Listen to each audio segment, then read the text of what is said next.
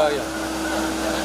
Pengembang PT Waskita Karya bersama Dinas Kebudayaan Kota Palembang menggali kembali lubang yang di dalamnya terdapat nisan kuno pada Senin malam di kawasan Pasar 16 Ilir. Sebelumnya, pengembang menemukan nisan tersebut saat menggali lubang untuk pengerjaan instalasi IPAL. Namun nisan tersebut dikubur kembali dan baru diketahui setelahnya usai video penemuannya ramai di medsos.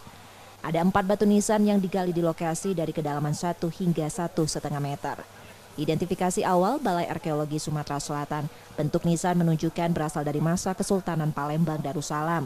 Diduga nisan berasal dari awal abad ke-20 atau ke-19. Namun peneliti Balai Arkeologi belum bisa memastikan angka tahun pada nisan. Selain batu nisan, peneliti juga melihat adanya lapisan batu bata yang diduga merupakan struktur bangunan kuno. Kalau kita lihat dari jenis nisannya sendiri bergaya-gaya Palembang Darussalam lah. Terus kalau dari tadi kan selain nisan, rupanya tadi ada bagian bangunan. Kita nggak tahu tuh bangunannya seperti apa, apakah candi atau apa, kita masih harus pelajari lebih lanjut kan.